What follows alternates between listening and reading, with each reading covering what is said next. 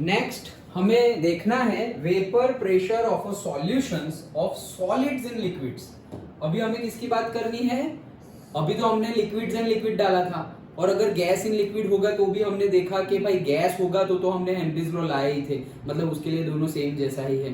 तो सॉलिड हो, solid in liquid मतलब वही हमारा केस कि भाई पानी के अंदर शुगर डाल दिया, पानी के अंदर सॉल्ट डाल दिया, यूरिया डाल दिया, कुछ भी डाल दिया पानी के अंदर, सॉलिड्स। ओके, तब वेपर प्रेशर क्या होगा? तो वेपर प्रेशर तब क्या होगा? ऑब्वियसली तब जब वेपर बनेगी तो वो जो डाला हुआ है उसकी थोड़ी बनेगी। सॉल्ट डाला तो सॉल्ट की, जैसे हम पहले के टाइम में करते थे कि अगर तुमने समंदर में से पानी लिया है और उसको, गांधी जी ने सॉल्ट लॉ कैसे ब्रेक किया था कि समंदर में से पानी लिया और उसको बॉईल किया तो पानी पानी वेपोराइज हो गया, बॉईल हो गया, और रहा क्या? सॉल्ट।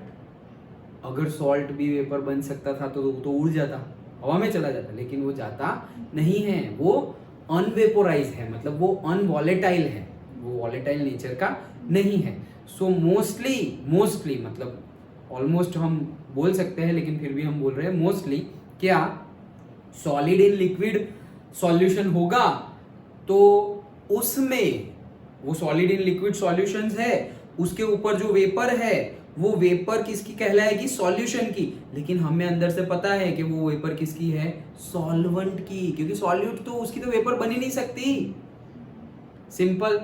ओके, तो वही चीज हमें यहाँ पे देखनी है, vapour pressure of a solutions of solids in liquids. तो देखो another important class of solutions consist of solids dissolved in the liquid. For example sodium chloride डाल दिया, वही नमक डाल दिया, ग्लूकोज डाल दिया, यूरिया डाल दिया, केन शुगर डाल दिया in water and iodine sulphur dissolved, water and iodine and sulphur dissolved in carbon disulphide. ये भी एक याद रखना कि सॉलिड्स इन लिक्विड्स का एग्जांपल कौन सा है कि तुमने आयोडीन डाल दिया, आयोडीन कहाँ डाल दिया? CS2 में, कार्बन डाइसल्फाइड, CS2, CSK नहीं CS2, कार्बन डाइसल्फाइड, दो सल्फाइड कितने हैं? सल्फर कितने हैं? दो। सो आयोडीन डाल दिया कार्बन डाइसल्फाइड में, सल्फर डाल दिया कार्बन डाइसल्फाइड में, वो भी क्या है हमारा? सॉलिड्स इन लिक्विड सॉल्यूशन। अच्छा, so some physical properties of these solutions are quite different from those of the pure solvents। कि अगर प्योर सॉल्वेंट्स है उनकी कंपेयर में ये सॉल्यूशंस की फिजिकल कैरेक्टरिस्टिक्स प्रॉपर्टीज डिफरेंट होगी, ऑब्वियसली डिफरेंट होगी। क्यों? क्योंकि भाई ये तो ऐसे सॉल्यूट है जिसकी वेपर बन ही नहीं सकती। अंडरस्टूड? इसकी तो वेपर बन ही नहीं सकती। लिक्विड इन लिक्विड देखा हमने, गैस इन गैस देखा, तो उसमें तो क्या है? सॉल्वेंट का भी वेपर बनेगा और सॉल्यूट का भी वेपर बनेगा, लेकिन यहां पर तो सिर्फ और सिर्फ सॉल्वेंट की ही वेपर बनेगी, सॉल्यूट की तो वेपर बनने वाली नहीं है। तो थोड़ी बहुत कैरेक्टरिस्टिक्स जो डिफरेंट है उनकी बात करते हैं। फॉर एग्जांपल वेपर प्रेशर, तो वेपर उसी की तो बात कर रहे थे कि वेपर प्रेशर सिर्फ और सिर्फ किसकी वजह से होगा? सॉल्वेंट की वजह से, ना कि सॉल्यूट की वजह से। Liquids at a given temperature vaporize, and under equilibrium condition the pressure exerted by the vapors of the liquid over the liquid phase is called the vapor pressure। ये तो डेफिनेशन बोल रहे हैं क्या कि भाई हमें पता ही है कि लिक्विड्स जो होंगे वो क्या हो जाते हैं? वेपोराइज हो जाते हैं on a given temperature and pressure. हम पर्टिकुलरली वेपोराइज बोल रहे हैं तो फिर उसके लिए टेम्परेचर भी वेपोराइजेशन टेम्परेचर होना चाहिए, अदरवाइज हम इवापोरेशन वर्ड यूज कर सकते हैं, इवापोरेशन। क्योंकि evaporation can happen, suppose water है तो वाटर के लिए evaporation can happen below 100 degree Celsius, but boiling can not happen below 100 degree Celsius. उसके लिए 100 degree Celsius, boiling also happen below 100 degree Celsius, but कब? जब तुम्हारा प्रेशर चेंज हो। जैसे कि यहाँ पर देखो, ऐसे क्वेश्चन पूछते हैं इंटरव्यू में, सपोज यहाँ पर तुम वाटर बॉईल कर रहे हो घर पर, ओके, तो वो कितने डिग्री टेम्परेचर पर बॉईल होगा? तो तुम बोलोगे 100 डिग्री सेल्सियस। अब अगर बोले कि अगर मैं माउंटेन पे चला जाऊँ और माउंटेन पे चला जाऊँ और वहाँ पर मैं बोलूँ कि 80 डिग्री सेल्सियस पर भी वाटर बॉईल हो जाएगा या 70 डिग्री सेल्सियस पर भी वाटर बॉईल हो जाएगा, तो क्या ये सही है या गलत? तो ये सही है, ये सही है। If you go suppose Himalayas range में चले गए तुम, उत्तराखंड, हिमाचल, ओके, तो वहाँ पर अगर बहुत हाइट पे गए तो यू कैन चेक, अगर तुम्हारे पास सब कुछ है थर्मोमीटर एंड ऑल, कि 80 डिग्री सेल्सियस पे वाटर बॉईल होने लगता है। तो हम तो बचपन से पढ़ते आ रहे हैं यार 100 डिग्री सेल्सियस पे वाटर बॉयल होता है, ये तो 80 डिग्री पे हो रहा है। वो 80 डिग्री पे इसलिए हो रहा है क्योंकि जो हम 100 डिग्री सेल्सियस बॉइलिंग टेम्परेचर बोलते हैं वो टाइम पे प्रेशर कितना होता है 1 एटमॉस्फेयर। अभी हमारे सर पर या वहाँ वाटर ले लिया हमने तो वाटर पर प्रेशर कितना है 1 एटमॉस्फेयर, और पास्कल में बोले तो 100 किलो पास्कल। लेकिन अगर तुम चले गए वहाँ पर, कहाँ, माउंटेन पर, तो माउंटेन पर 1 एटमॉस्फेयर 1 बार या 100 किलो पास्कल नहीं है, उससे भी कम है। सपोज यहाँ 1 बार है तो वहाँ पे 0.8 बार है, तो वहाँ पे कम टेम्परेचर पे बॉयल होने लग जाएगा। So it depends on pressure also, लेकिन हम कभी प्रेशर की बात करते नहीं है। सो 100 के बिलो भी बॉयल तो हो सकता है, बट प्रेशर डिफरेंट हो तो, अदरवाइज नहीं।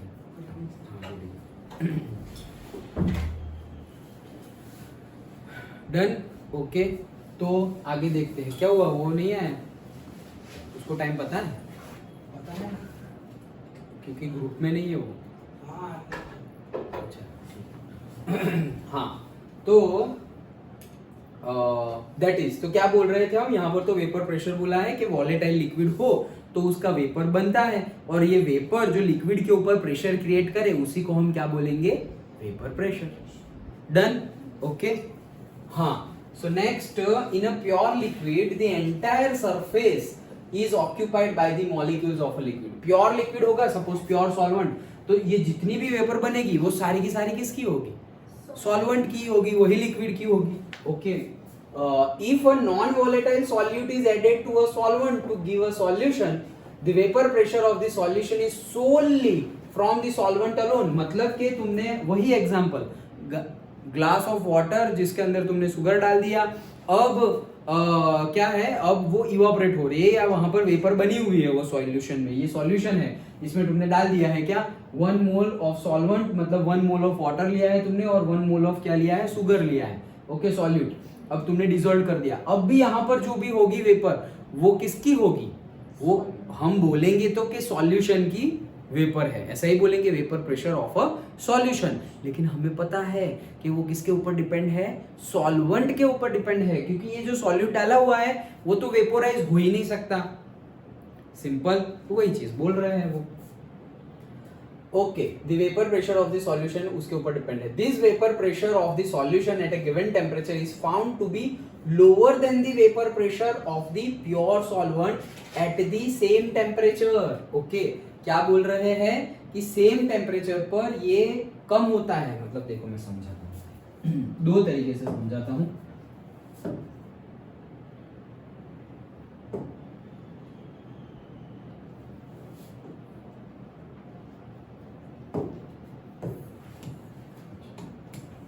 देखो दो तरीके से मैं समझाता हूँ। क्या बोल रहे हैं यहाँ पर, हमें कंसेप्ट में समझना क्या है वो बता रहा हूँ कि अगर मेरे पास यहाँ पर है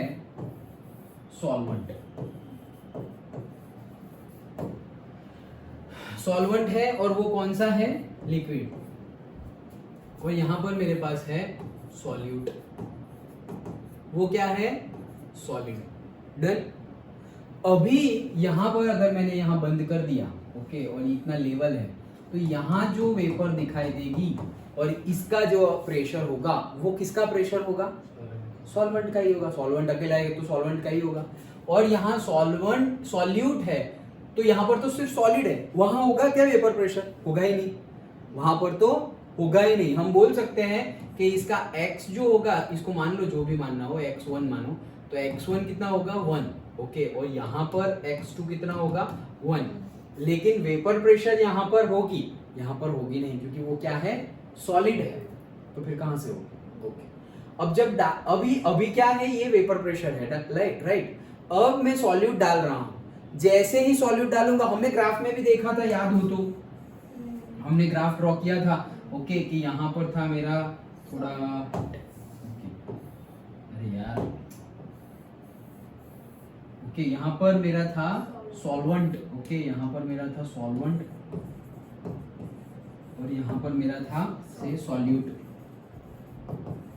और यहाँ पर सॉल्यूट x1 था 1 और x2 था 0। ये था मतलब कैसे आया था वो रटना नहीं है, ओके। और यहाँ पर सॉल्वेंट फुल है मतलब x2 1 है और x1 क्या है 0। तो हमने बोला था कि यहाँ पर जो भी प्रेशर होगा हमारा ओके वो क्या होगा से P02 सॉल्वेंट का प्योर वेपर प्रेशर होगा ओके। और अब हम क्या बोल रहे हैं यहाँ पर तो होगा लेकिन अब जैसे जैसे हम इसमें क्या डालते जाएंगे सॉल्वेंट, तो इसके मोल फ्रैक्शन कितने हैं सॉल्वेंट के 1 टोटल, लेकिन अब तो हमारा सॉल्यूट प्लस सॉल्वेंट मिलके 1 होगा। तो मतलब मोल फ्रैक्शन ऑफ सॉल्वेंट क्या होगा अगर मैं ये सॉल्यूट के इसके अंदर डाल रहा हूं तो क्या होगा mole fraction of the solvent क्या होगा डिक्रीज होगा कम होगा ओके। तो ये कम हो रहा है ऐसे करके कम हो रहा है और वैसे ही अगर ये रिवर्स अगर डाला मैंने तो ये भी ऐसे कम होगा। डन। तो अब यहाँ कहने की बात क्या है, यहाँ पर क्या बोल रहे हैं कि जब मैं ये सॉलिड इन लिक्विड का सॉल्यूशन बनाऊं where solid is unvolatile substance, at that time vapor pressure of the solution is dependent on the vapor pressure of solvent। तो वही तो हम पढ़ रहे हैं कि सॉल्वेंट के ऊपर डिपेंड है। एंड अभी वेपर प्रेशर की बात करते हैं, जैसे कि मोल फ्रैक्शन है तो मोल फ्रैक्शन क्या हो रहा है, अभी डाला नहीं है सॉल्यूट और अभी मोल फ्रैक्शन कितना है 1 है, लेकिन जैसे जैसे मैं सॉल्यूट डालता जाऊंगा तो मेरा मोल फ्रैक्शन ऑफ सॉल्वेंट क्या होता जाएगा डिक्रीज होता जाएगा, ऑब्वियस है। तो अभी सोचो कि मेरे सॉल्यूशन अब जब डाल दिया और मेरा बन गया यहाँ पे सॉल्यूशन, तो जब सॉल्यूशन डाल दिया और यहाँ पर मेरी वेपर है तो पहले किसकी वजह से थी वेपर, सॉल्वेंट की वजह से, और अब किसकी वजह से, अभी भी सॉल्वेंट की वजह से ही है। लेकिन हमने क्या देखा था, हमने देखा कि भाई प्रेशर के डायरेक्टली वेपर प्रेशर जो है it is directly proportional to the X mole fraction, देखा था पक्का, याद है ना अभी तो सब कुछ। तो हमने देखा था कि vapour pressure is directly proportional to mole fraction. अब हम बोल रहे हैं कि जब सॉल्वेंट अकेला था तब उसका मोल फ्रैक्शन क्या था 1, लेकिन जैसे जैसे सॉल्यूट उसमें डालते जाएंगे तो उसका मोल फ्रैक्शन क्या होता जाएगा डिक्रीज। तो अगर यही कंसेप्ट की बात करें तो जब सॉल्वेंट अकेला था तब उसका मोल फ्रैक्शन था 1, तब उसका प्रेशर जो होगा वो भी होगा प्योर, मतलब वो अकेला ही है तो वो भी होगा से मैक्सिमम, जितना भी मैक्सिमम वेपर प्रेशर है वो होगा। लेकिन जैसे जैसे सॉल्यूट डालते जाएंगे तो सॉल्वेंट का मोल फ्रैक्शन कम होता जाएगा, देयरफॉर सॉल्यूशन की वेपर प्रेशर क्या होती जाएगी वो भी कम होती जाएगी। क्यों, क्योंकि मोल फ्रैक्शन कम हो रहा, ये बढ़ रहा था तो ये बढ़ रहा था, तो फिर ये कम होगा तो ये भी कम होगा ना। समझ में आ रहा है, पहले सिर्फ सॉल्वेंट की ही वेपर थी तो वो तो मैक्सिमम होगी, लेकिन अब मैंने सॉल्यूट डाला तो पहले तो 100% सॉल्वेंट था, इसीलिए जो भी वेपर थी वो सारी की सारी किसकी थी, सॉल्वेंट की थी। अब मैं डाल रहा हूं सॉल्यूट तो 80% सॉल्यूट है और 20% सॉल्यूट है और 80% सॉल्वेंट है। तो अब अगेन सॉल्यूट की वजह से बनने तो नहीं वाली है वेपर, वो तो पता ही है कि सॉल्यूशन की जो वेपर प्रेशर हो गया वो vapour pressure is solely dependent on the vapour pressure of solvent. लेकिन कंपेयर करें, अगर हम कंपेयर करें कि अकेला सॉल्वेंट था तब जो वेपर प्रेशर है और अब जब सॉल्यूशन बन गया है तब जो वेपर प्रेशर है, दोनों केस में vapour pressure is solely depend on the what, vapour pressure of the solvent. वो तो है ही, उसमें कोई हम ना नहीं बोल रहे, लेकिन दोनों केस की अगर बात करें सो जब सॉल्वेंट अकेला होगा तब जो वेपर प्रेशर होगा, सपोज वो आया 10 बार, तो जब सॉल्यूशन बन गया तब जो वेपर प्रेशर होगा वो भी सॉल्वेंट की वजह से ही है, लेकिन क्या गेस कर सकते हो, वो भी 10 आएगा, 10 से ज्यादा आएगा या 10 से कम आएगा? 10 से कम आएगा। क्यों? क्योंकि यहां पर सॉल्वेंट पूरा था और उसके मोल फ्रैक्शन ज्यादा थे, मैक्सिमम थे, समझो 1 मतलब मैक्सिमम, तो मैक्सिमम थे तो उसका प्रेशर मैक्सिमम था। लेकिन जैसे ही मैं सॉल्यूट डालता गया अभी भी जो वेपर प्रेशर है वो ड्यू टू सॉल्वेंट ही है, लेकिन उसके मोल फ्रैक्शन कम हो गए हैं, मोल फ्रैक्शन कम हो गए हैं, दैट मीन्स कि उसका प्रेशर भी क्या हो गया, कम हो गया। अंडरस्टूड, समझ गए पक्का? ये एक पॉइंट ऑफ व्यू से हम समझे क्या कि if we are making solution that is solid in a liquid solution, at that time the vapor pressure of the solution is compared to the vapor pressure of the solvent, the vapor pressure of the solution is less। हम इतना ही बोल रहे हैं क्या कि solvent का जो vapour pressure होगा उसकी कंपेयर में जो सॉल्यूशन का वेपर प्रेशर होगा वो कम होगा। हम उतना ही बोल रहे हैं कि कम होगा। हाँ, दोनों जो होगा वो होगा तो सॉल्वेंट का ही, दोनों ही उसमें तो पूरा सॉल्वेंट है और इसमें सॉल्वेंट प्लस सॉल्यूट है, लेकिन सॉल्यूट तो वॉलेटाइल है ही नहीं, तो दोनों केस में वेपर प्रेशर होगा that is due to this solvent. But जो वेपर प्रेशर की वैल्यू होगी, वैल्यू यहाँ पे 10 बार तो यहाँ पे 8 बार, understood.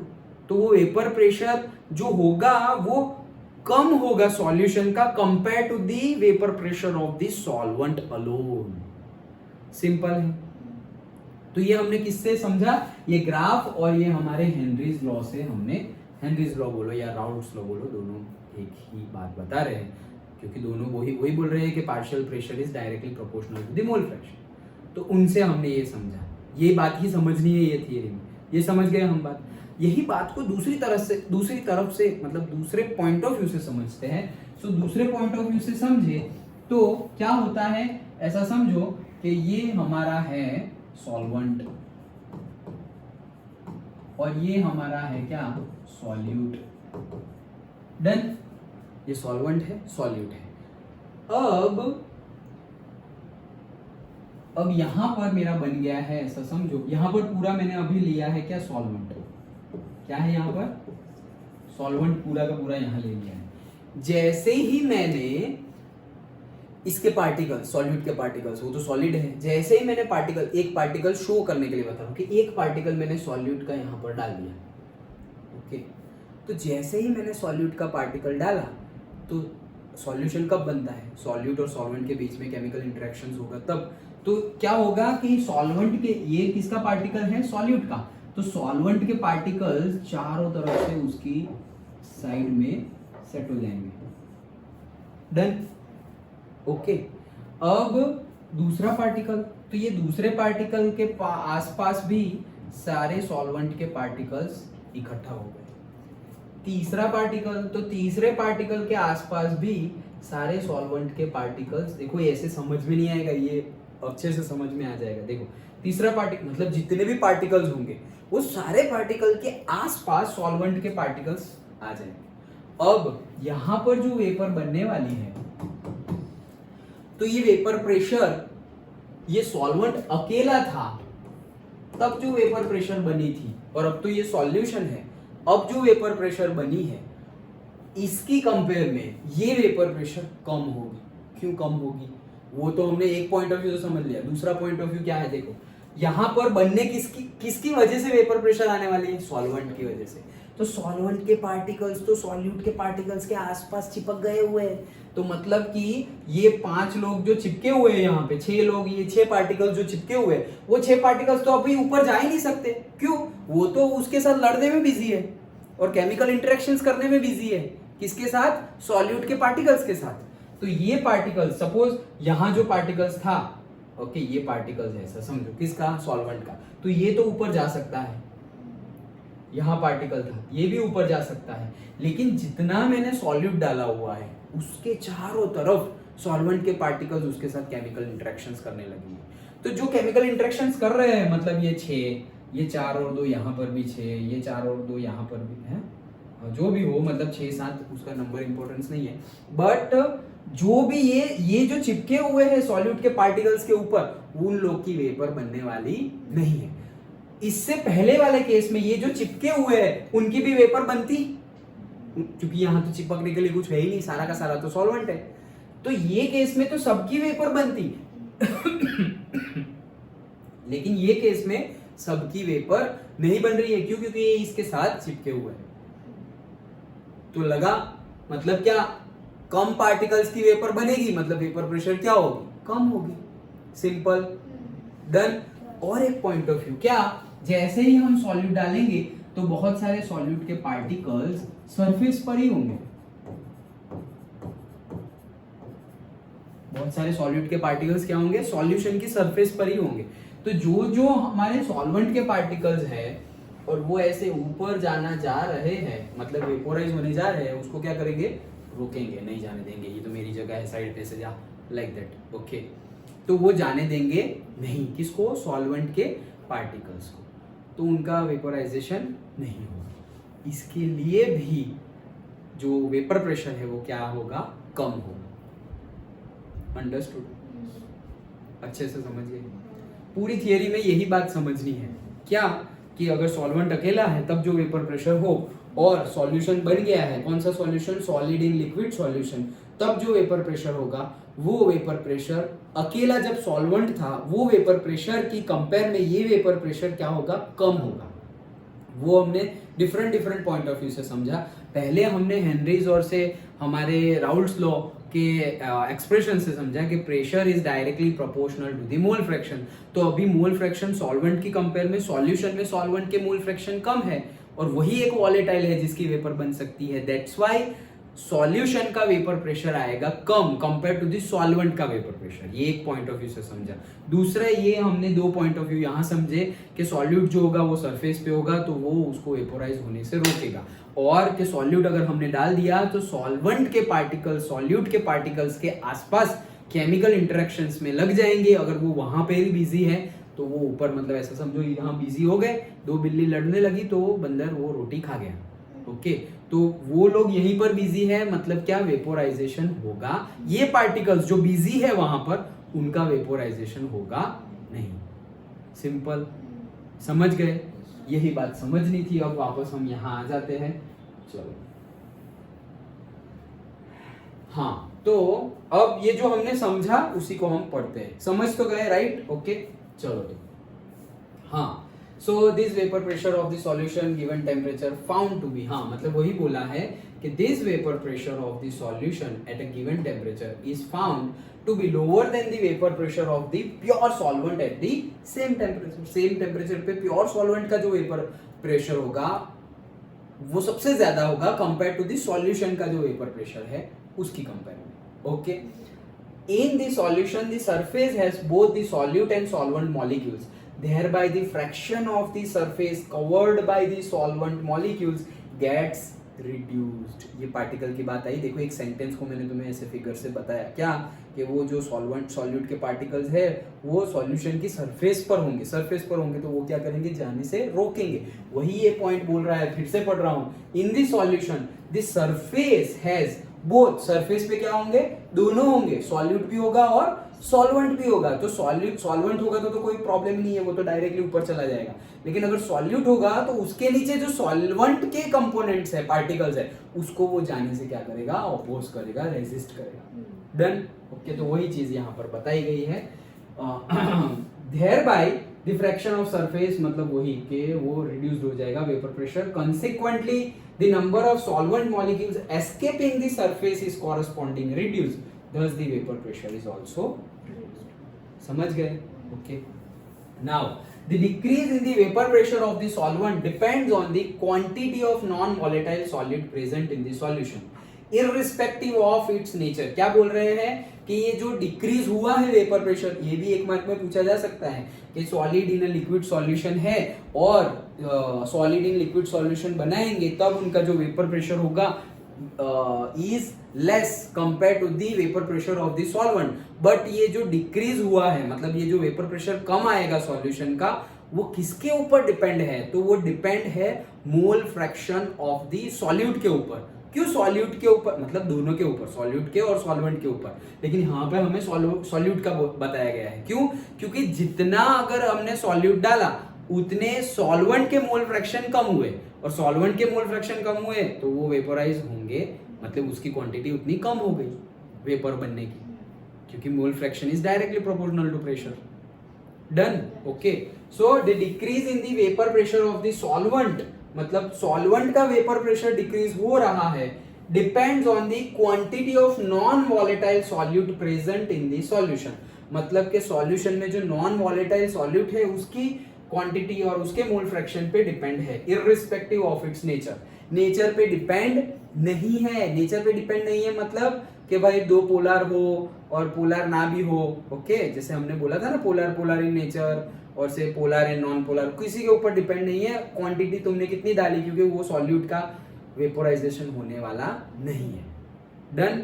Okay, for example decrease in the vapour pressure of the water by adding 1 mole of sucrose to 1 kg of water, मतलब वही समझो 1 kg ऑफ वाटर है, उसमें उसने 1 मोल ऑफ शुगर डाल दिया, सुक्रोज मतलब शुगर डाल दिया, is nearly similar to that produced by adding 1 mole of urea to the same quantity of water at the same temperature. मतलब कि 1 kg पानी है, उसमें तुमने 1 मोल शुगर डाल दिया, अब वेपर प्रेशर चेक कर रहे हो, और दूसरे केस में 1 kg पानी है, उसमें तुमने 1 मोल ऑफ यूरिया डाल दिया, और अब वापस वेपर प्रेशर चेक कर रहे हो, तो अगर सेम मोल्स डाले हैं, मोल्स सेम डाले हैं, 1 मोल ऑफ सुक्रोज और से 1 mole of glucose and 1 mole of urea, और नीचे क्वांटिटी सॉल्वेंट की भी सेम है 1 kg, टेम्परेचर भी सेम है, प्रेशर भी सेम है, प्रेशर मतलब एटमॉस्फेरिक प्रेशर की बात कर रहा हूं, तो जो वेपर प्रेशर बनेगी वो दोनों में वेपर प्रेशर जो बनेगी उसकी वैल्यू क्या होगी, सेम। क्यों भाई, यहां पर तो यूरिया डाला, यहां पर तुमने ग्लूकोज डाला, कहीं पे NaCl डाल दो, 1 मोलर NaCl डाल दिया, चलो थर्ड केस 1 मोलर NaCl डाल दिया, 1 मोलर, हाँ, तो इतना डाल दिया तो भी उसमें भी क्या आएगा, सेम। क्यों? क्योंकि वो डिपेंड करता ही नहीं है उसके नेचर पे, सेंटेंस पढ़ा ना हमने, उसी के बेस पे JEE नीट में देखो मैं बोल रहा हूं कि आ सकता है, आएगा ही, पहले भी आ चुका है, ओके, ऐसा क्वेश्चन। तो मतलब क्या कि सॉल्ट डालो, सुक्रोज डालो, यूरिया डालो, उससे फर्क नहीं पड़ता, लेकिन कितनी क्वांटिटी में डाला है। अगर क्वांटिटी तुमने चेंज कर दी, यहाँ पे 1 मोल ऑफ सुक्रोज है और उसके बाद तुमने 2 मोल ऑफ यूरिया उसमें डाल दिया, तो प्रेशर सेम नहीं आएगा। क्यों? क्योंकि मोल फ्रैक्शन चेंज हो जाएंगे। यहाँ पर तुम 1 मोल डाल रहे हो, वहां पर भी तुम 1 मोल ही डालोगे, और नीचे सॉल्वेंट भी सेम क्वांटिटी में लिया हुआ है उसका मास, तो जो मोल फ्रैक्शन बनने वाले होंगे वो क्या होंगे, सेम होंगे, और मोल फ्रैक्शन सेम होंगे तो उनका वेपर प्रेशर भी सेम होगा, और decrease in the vapour pressure होगा वो भी क्या होगा, सेम होगा। Done, okay, so that's it. Raoult's law is general form can be stated as for any solution, कोई भी सॉल्यूशन के लिए। क्यों अभी क्यों कोई भी पे आ गए, कोई भी पे इसलिए आ गए क्योंकि हमने सारे एग्जांपल्स देख लिए, लिक्विड इन लिक्विड भी देख लिया, गैस इन लिक्विड भी देख लिया, and lastly solid in liquid भी देख लिया है। तो इसीलिए बोल रहे हैं for any solution the partial vapour pressure of each volatile component, कि भाई वॉलेटाइल कंपोनेंट है, गैस और लिक्विड में तो है ही, सॉलिड में अगर है तो, और नहीं है तो कोई बात नहीं, लेकिन जिसका भी पार्शियल प्रेशर की हम बात करें, जो भी वॉलेटाइल है, क्योंकि वॉलेटाइल है तभी तो पार्शियल प्रेशर आएगा, जो वॉलेटाइल नहीं है वो तो वेपर बनेगा ही नहीं, वेपर बनेगा नहीं तो प्रेशर किसका, प्रेशर तो हम गैस का बोल रहे हैं। अभी सपोज सॉलिड अभी डाला, सॉलिड इन लिक्विड, तो भाई सुक्रोज, ग्लूकोज, यूरिया वो तो ऊपर आने वाला नहीं है, तो उसकी वेपर थोड़ी बनेगी, और वेपर नहीं बनेगी तो प्रेशर नहीं आएगा। डन, तो पार्शियल प्रेशर किसका होगा, वॉलेटाइल का ही होगा। So partial pressure of each volatile component in the solution is directly proportional to its mole fraction, simply वही है P is proportional to X, कि for any solution the partial pressure of the volatile component, फिर चाहे वो solute हो या solvent हो, उसका partial pressure is directly proportional to the mole fraction of that component. Done, simple, okay. So in a binary solution, let us denote the solvent by 1 and solute by 2. चलो दो फिर से एक example, solvent को लिया है हमने क्या 1, उल्टा लिया है, अभी तक हम सॉल्वेंट को 2 लेते थे, कुछ भी ले सकते हैं वो तो चलता है। सॉल्वेंट को 1 लिया और सॉल्यूट को 2 लिया, when the solute is non volatile, मतलब क्या, सॉलिड इन लिक्विड, ओके। चलो only the solvent molecules are present in the vapour phase, हाँ कि सॉल्वेंट का ही वेपर बनने वाला है, ठीक है, and contribute to the vapour pressure, हाँ पता ही है। So let P1 the vapor pressure of the solvent and x1 be its mole fraction. So P1 be its vapor pressure in the pure state, मतलब P1, ये I बोलो या 1 बोलो, P1 नहीं बोलो, P1 नॉट और से P नॉट 1 बोलो, सही है। सो राउल्ट्स लॉ हमें बता रहा है क्या, P1 is proportional to x1. P1 क्या है, partial pressure of the solvent, और ये मोल फ्रैक्शन, ये तो पता ही है, इज इक्वल्स टू करेंगे तो राउल्ट्स लॉ के अकॉर्डिंगली हम क्या लिखेंगे, P01. P01 क्या है, कांस्टेंट है, लेकिन कांस्टेंट कौन सा है, vapour pressure of the pure solvent, क्योंकि 1 हमने सॉल्वेंट के लिए लिया हुआ है, okay. The proportionality constant is equal to the vapour pressure of the pure solvent. A plot, वो भी उसके लिए भी प्लॉट बना सकता है, तो बना ही सकते हैं ना भाई, उसके लिए भी प्लॉट बना सकते हैं। उसमें क्या है, यहाँ पर अगेन वही चीज जो अभी तक कर रहे थे, यहाँ पर वेपर प्रेशर और यहाँ पे प्योर सॉल्वेंट। तो अभी देखो यहाँ पर अगर मैंने यहाँ पर प्योर सॉल्वेंट लिया हुआ है, प्योर सॉल्वेंट, तो प्योर सॉल्वेंट लिया है तो मोल फ्रैक्शन क्या होगा 1, पूरा का पूरा सॉल्वेंट ही है, सॉल्यूशन नहीं सॉल्वेंट। तो पूरा का पूरा सॉल्वेंट लिया है मैंने तो उसका प्रेशर कितना होगा हाईएस्ट, और मोल फ्रैक्शन कितना होगा 1। अब मोल फ्रैक्शन कम कब होंगे सॉल्वेंट के, जब सॉल्यूट डालोगे तो, अगर नहीं डालोगे तो कम ही नहीं होंगे, सॉल्वेंट का सॉल्वेंट ही रहेगा। जैसे ही तुमने सॉल्यूट डाला मोल फ्रैक्शन क्या हो गए कम, मोल फ्रैक्शन कम हो गए तो वेपर प्रेशर भी क्या होगा कम। ये तो देखा अभी हमने 3 मेथड से कि वेपर प्रेशर भी क्या हो जाएगा कम। तो अभी जैसे मोल फ्रैक्शन 1 है, अभी यहाँ पे मोल फ्रैक्शन ऐसा समझो आधा हो गया 0.5 हो गया, तो वेपर प्रेशर भी क्या हो जाएगा कम। तो देखो यहाँ पे प्रेशर ज्यादा है और यहाँ पे प्रेशर कम है, तो वापस वही जो हम कर रहे थे, जैसे जैसे मोल फ्रैक्शन कम होगा, भाई मोल फ्रैक्शन कम होगा तो it is directly proportional to the partial pressure. Okay, तो मोल फ्रैक्शन कम होगा तो पार्शियल प्रेशर भी कम होगा। तो पहले मोल फ्रैक्शन 1 था हाईएस्ट जो पॉसिबल है मोल फ्रैक्शन, तो पार्शियल प्रेशर भी क्या था हाईएस्ट जो पॉसिबल है प्योर सब्सटेंस का, क्योंकि वहां पर तो प्योर ही हमने लिया हुआ। और अब उसके अंदर सॉल्यूट डालते जा रहे हैं, मतलब सॉल्वेंट के मोल फ्रैक्शन कम हो रहे हैं, तो ये जो प्रेशर है सॉल्यूशन का वो एक्चुअली है तो सॉल्वेंट की वजह से ही, क्योंकि जो सॉल्यूट डाल रहे हैं वो तो अनवॉलेटाइल है, non volatile, not unvolatile, non volatile है। तो नॉन वॉलेटाइल है तो उसकी तो वेपर बनने वाली नहीं है, तो टोटल वेपर प्रेशर क्या हो जाएगा कम होता जाएगा। कब, जब सॉल्वेंट के मोल फ्रैक्शन कम हो जाएंगे तब। और अगर सॉल्वेंट का मोल फ्रैक्शन ऑलमोस्ट 0 ही हो गया, मतलब पूरा का पूरा सॉल्यूट ही ले लिया, तो वेपर बनेगी ही नहीं। वेपर बनेगी ही नहीं मतलब क्या, पूरा सॉल्यूट ही है। तो हमने तो पहले ही बोला कि पूरा सॉल्यूट होगा उसमें वेपर बनेगी नहीं, क्योंकि वो तो नॉन वॉलेटाइल है। तो यहाँ पर वेपर प्रेशर कितना हो गया 0 और मोल फ्रैक्शन भी कितना हो गया 0। किसका, सॉल्वेंट का मोल फ्रैक्शन 0 हो गया, डन। और सॉल्यूट का मोल फ्रैक्शन कितना हो गया 1। सिंपल है, तो ग्राफ भी वैसे ही ड्रॉ करना है, कुछ अलग नहीं है, सिंपल है, राइट। वही चीज बताई हुई है, दैट्स इट, अंडरस्टूड। तो ये हमने पूरी थियरी पढ़ी, क्या, सॉलिड इन लिक्विड सॉल्यूशन। तो हमने पहले गैस इन लिक्विड देखा, फिर लिक्विड इन लिक्विड भी देखा, और अब सॉलिड इन लिक्विड सॉल्यूशंस भी देखा।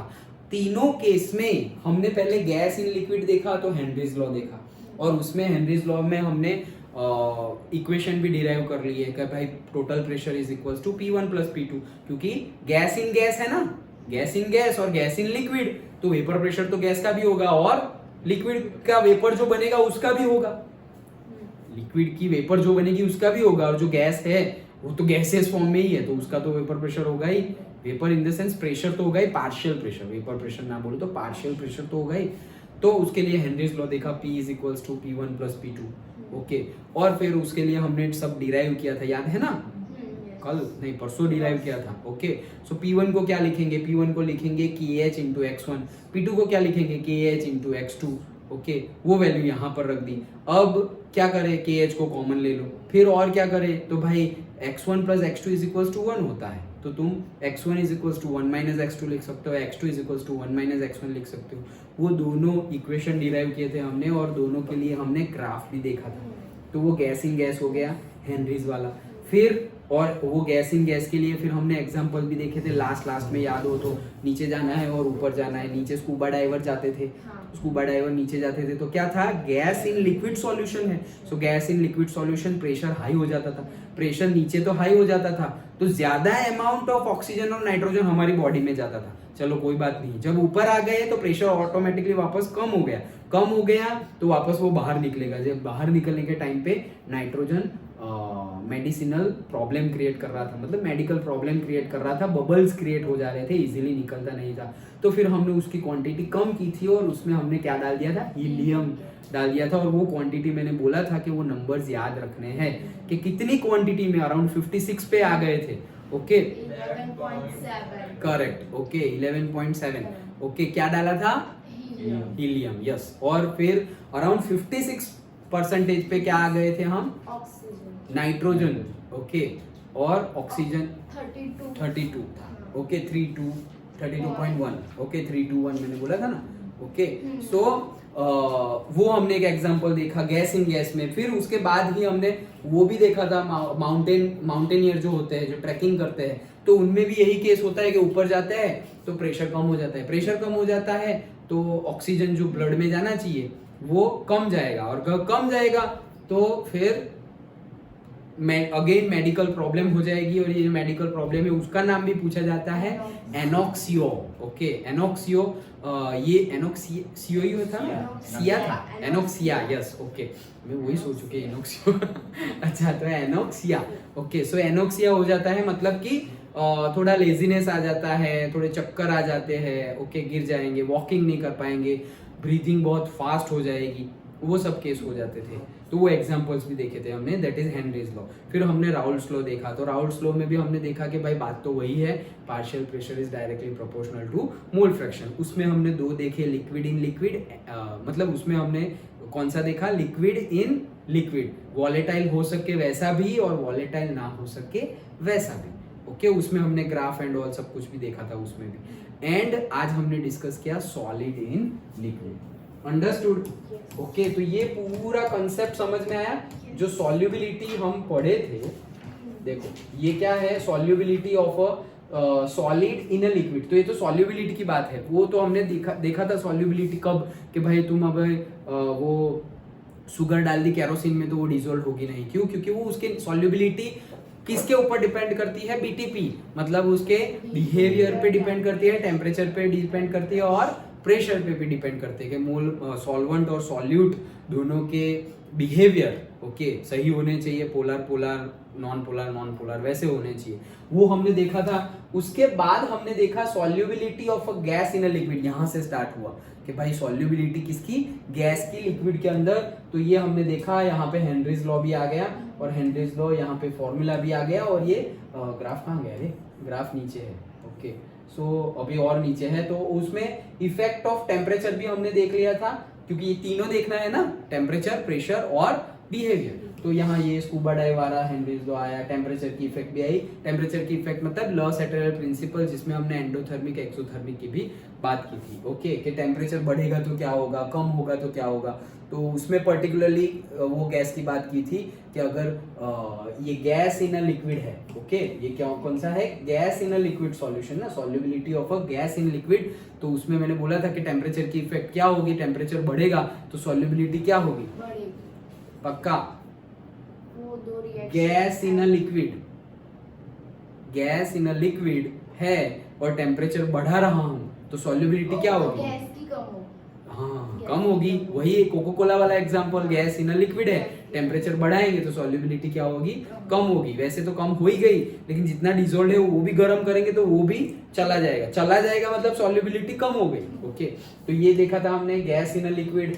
फिर effect of temperature, and then अभी हम बात कर रहे हैं लिक्विड इन लिक्विड। लेकिन लिक्विड इन लिक्विड बात करने से पहले उसकी वेपर बनने वाली है, तो पहले हमने वेपर प्रेशर की बात की, और अब हम बात करेंगे vapour pressure of liquid liquid solution. तो लिक्विड लिक्विड सॉल्यूशन ये वापस हमने ये पूरा कल डिस्कस किया था, और फिर ये ग्राफ बनाया था, डन, ओके, लास्ट क्लास में, कल मतलब। तो और फिर उसके कंक्लूजन्स भी देखे थे हमने तीनों, के सॉल्वेंट के ऊपर डिपेंड है, मोल फ्रैक्शन के ऊपर डिपेंड है, और सॉल्यूट के मोल फ्रैक्शन पे नहीं सिर्फ डिपेंड है, pure solvent and pure solute के वेपर प्रेशर पे डिपेंड है। ये 3 पॉइंट देखे थे ना हमने, कंक्लूजन थियरी में पूछे जा सकते हैं वो। सो ये लिक्विड इन लिक्विड, और आज हमने वही स्पेशल केस देखा। And then solid in liquid होगा सॉल्यूशन, तब वेपर प्रेशर की बात करेंगे, क्योंकि नीचे लिक्विड आ गया तो वेपर की बात तो करनी ही पड़ेगी, ओके। सो तब हमने बात की वेपर प्रेशर, डन, समझ में आ गया, ओके। जैसे मैंने स्टार्टिंग में बताया था, फिर से एक बार बता देता हूं कि क्लास 12 में तुम जब प्रिपेयर करो तो एटलीस्ट तुम्हें, मैंने बताया था पहले भी कि JEE नीट के लिए भी प्रिपेयर करो या कभी भी प्रिपेयर करो, तो सारे चैप्टर की एटलीस्ट तुम 1 पेज लेकर बैठ जाओ, और उसमें सिर्फ टॉपिक के नाम होने चाहिए, ओके, कि भाई इसमें टोटल सपोज 20 टॉपिक्स है, मतलब 20 टॉपिक्स इन द सेंस ये बुक के अकॉर्डिंगली नंबर की बात नहीं कर रहा हूँ, 20 कंसेप्ट है, और 20 कंसेप्ट्स, और वो 20 कंसेप्ट्स के नाम सिर्फ नाम कि अच्छा कौन कौन सा कंसेप्ट है। जैसे अभी हमने बात की कि भाई solid in liquid, liquid in liquid, gas in liquid, ये सब में सॉल्युबिलिटी क्या होगी उसके कंसेप्ट है। तो वो 3 कंसेप्ट अलग अलग हो गए। उसमें बुक में क्या क्या गिवन है, तो भाई solid in gas in liquid में तो हेनरीज लॉ है, लिक्विड इन लिक्विड में ग्राफ है और उसका वो डेरिवेशन है, ओके, और सॉलिड इन लिक्विड में अगेन राउल्ट्स लॉ की हम बात कर रहे हैं, और उसमें भी हम बता रहे हैं 2-3 पॉइंट ऑफ व्यू से कि जो डिपेंडेंट है वेपर प्रेशर जो बनेगी सॉल्यूशन की वो सॉल्वेंट की वेपर प्रेशर के ऊपर ही डिपेंडेंट है, लेकिन अगर प्योर सॉल्वेंट की वेपर प्रेशर की बात करें और सॉल्यूशन की वेपर प्रेशर की बात करें तो सॉल्यूशन की वेपर प्रेशर कम होगी कंपेयर टू दी सॉल्वेंट की, क्योंकि उसके मोल फ्रैक्शन कम हो गए हैं।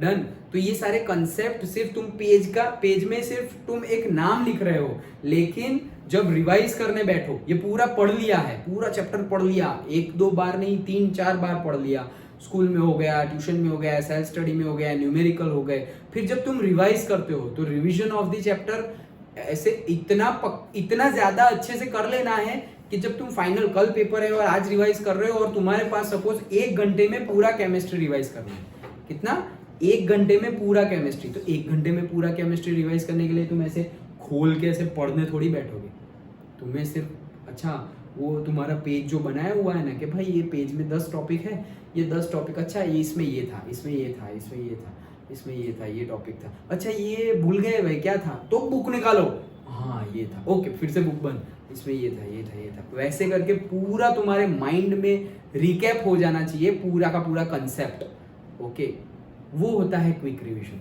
तो वो क्विक रिवीजन के लिए नोट्स पहले से बनाओ।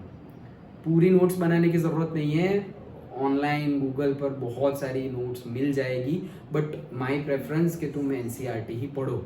ओके, नोट्स तुम खुद की सेल्फ नोट्स तो बहुत बेस्ट होती है, सबसे अच्छी नोट्स होती है सेल्फ नोट्स। ओके, जो तुमने खुद बनाई हो तो नोट्स तो मिल जाएगी, लेकिन पर्टिकुलर नोट्स जो नहीं मिलेगी कहीं पर भी वो तुम बनाओ, बाकी बनाओ या ना बनाओ, एनसीईआरटी तो है ही, लेकिन जैसे एनसीईआरटी में भी देखो एटलीस्ट लास्ट में समरी देते हैं, पूरा चैप्टर आ गया समरी में, तुम समरी भी रीड करो तो तुम्हें अच्छा हाँ ये भी था, ये भी था, ये भी था।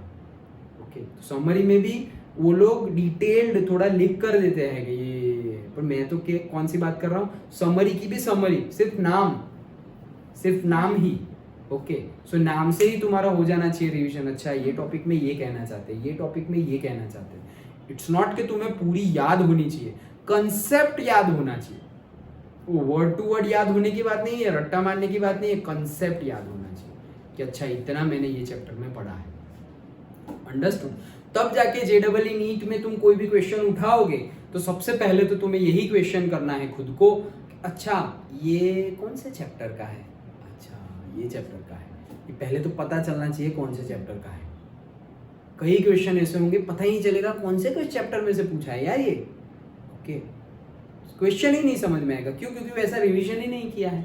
सो अच्छे से रिवाइज करके अभी पहले तो डिसाइड करना है कि अच्छा ये पढ़ा, 2 बार पढ़ा, अच्छा ये चैप्टर का ही है, यस। अब ये चैप्टर में कितने टॉपिक्स थे? 10 टॉपिक्स थे, उसमें से ये तो वेपर, ये तो लिक्विड है, गैस है, मतलब गैस इन लिक्विड सॉल्यूशन, मतलब हेनरीज लॉ वाला क्वेश्चन है। हेनरीज लॉ वाला मतलब वही है कि भाई P is proportional to KH into x, मतलब KH is equals to P/X, मतलब सर ने बताया था अच्छा कि भाई अगर सॉल्युबिलिटी बढ़ रही है तो KH की वैल्यू क्या होगी, सॉल्युबिलिटी बढ़ रही है इनवर्सली प्रोपोर्शनल है तो KH की वैल्यू कम होगी। ओके, और से प्रेशर की वैल्यू बढ़ रही है तो KH की वैल्यू क्या होगी, तो प्रेशर और KH डायरेक्टली प्रोपोर्शनल है तो बढ़ेगी।